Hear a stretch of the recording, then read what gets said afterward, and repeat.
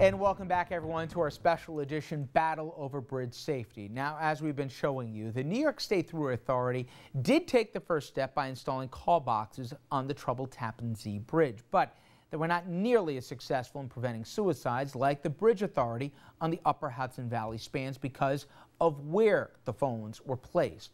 Over 1.5 miles from the middle of the span, where history shows most people jump. Now, during the time that RNN pushed the Thruway Authority to either move the phones or install more mid-span on the Tappan Zee, more people took their lives. Now, in just the last year, 8 people jumped from the bridge, 5 of them to their death. The latest happened in January. 50-year-old George Krogan, a father of 3 from Rye, New York, he jumped from the bridge and was grabbed by a man passing by who stopped when he saw him on the edge.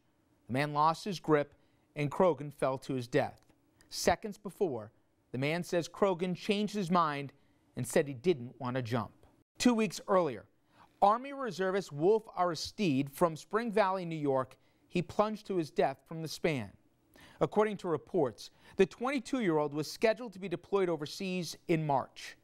It took weeks to recover his body from the water, and during that time, his family told reporters they expected to find him alive because they say he never showed any signs of being unhappy or depressed. And then there was 38-year-old Annie Scripps Petrillo of Rybrook, New York, who after spending the day with her sister and also showed no signs of depression, pulled her car over on the tap in September of 2009, climbed the railing, and jumped over the edge. 15 years before, her stepfather plunged to his death from that same span after killing her mother, famous newspaper heiress Annie Scripps Douglas. A month before the Scripps, in August, a 62-year-old man from Stamford, Connecticut, drove to the bridge and jumped. An hour later, a boater found him alive, calling for help in the water 5 miles from the bridge. In July, the body of a 66-year-old woman from northern New Jersey was found by rescuers, and reports say she jumped from the mid-span. 33-year-old Sage Riesler, a mother and college administrator from Massachusetts, took her life in June. To this day, family members and co-workers are still trying to come to terms with her death. They say she always had a smile on her face and spent much of her free time working with charities and helping others. And within a 2-week time period starting in April, 2 people, a 25-year-old woman and a 28-year-old man, attempted to take their own lives from jumping from the span. Both somehow survived the 130-foot plunge and were rescued by members of the Tarrytown Fire Department. Now, of course, we believe putting call boxes on the center of the spans won't save every life, but it may save some of them, and we're not alone. Regina spoke personally with folks who have been impacted directly by loved ones jumping off the span, including a bridge employee who saved several people and a woman who lost her sister due to suicide. Regina?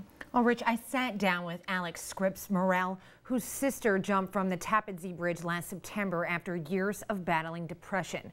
She told me about her family's tragic tale of bridge suicide and how it's devastated them not once, but twice. Alex Scripps Morel and her younger sister Annie were inseparable throughout their lives. The two sisters did everything together, even on the day last year when Annie decided to take her own life. We went and had lunch, went and had manicures and pedicures. We were laughing. Then we went back to her house and we were just watching TV and just talking, and our friend came over. She seemed totally fine, and I left her house at 6, and then somebody said, the state police said somebody saw her jump off the bridge at 7:50. On September 24, 2009, the 38-year-old daughter of newspaper heiress Ann Scripps Douglas drove onto the Tappan Zee Bridge, got out of her car, climbed a railing, and jumped to her death. 15 years after Annie's stepfather, Scott, bludgeoned her mother to death and jumped from the very same span. Annie's sister Alex says this time around, the emotional pain for her was even more unbearable. I'd have to be honest with you. This whole suicide thing is more devastating than my mother's murder. Because my mother didn't want to be murdered. And the fact that my sister killed herself it's just 10 times worse. The pain is 10 times worse. I still wake up every morning. First thing I want to do is call my sister, because we'd have coffee on the phone and talk every day. Obviously, I can't do that, and I just miss every stupid little things, like going to the grocery store with her and walking the dogs and just talking to her.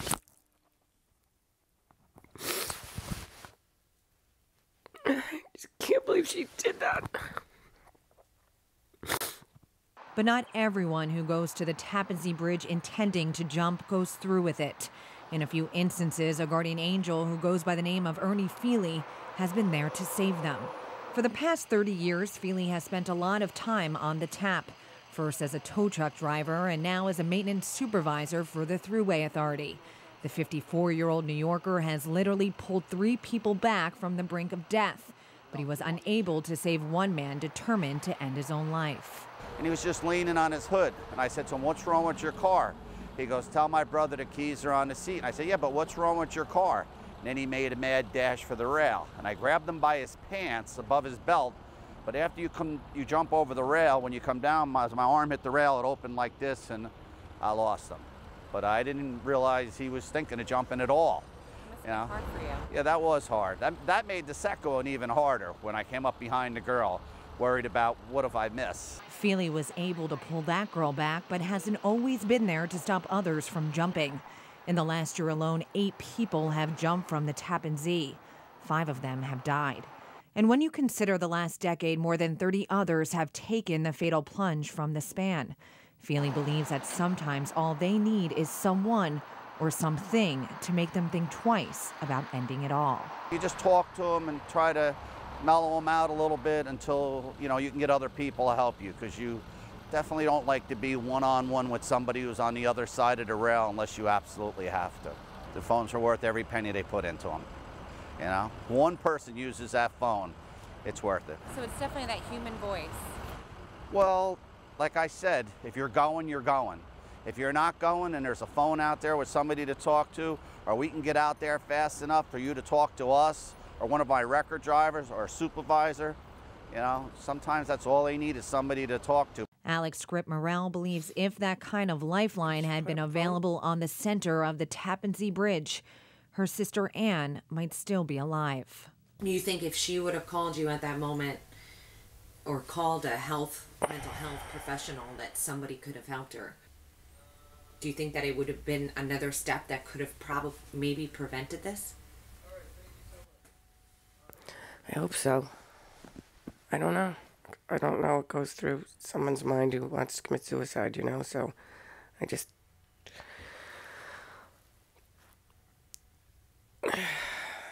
wish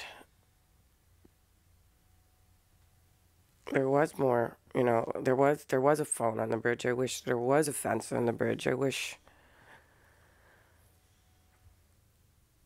something else was there to help her, because I couldn't. Do you think that something like this in the future would prevent heartache like this for other families? Yes. Because I know I'll never be the same again, ever.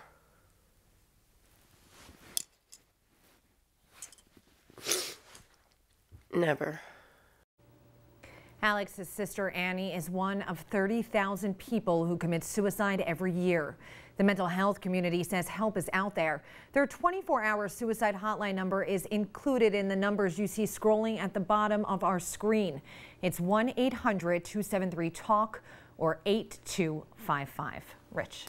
Thank you very much, Regina. Coming up next, everyone, we're going to tell you why experts in the suicide prevention field say that these call boxes, they work, and why putting them in the right location, it can mean the difference between life and death. Stay with us, everyone. Our special report, Battle Over Bridge Safety, continues right after this.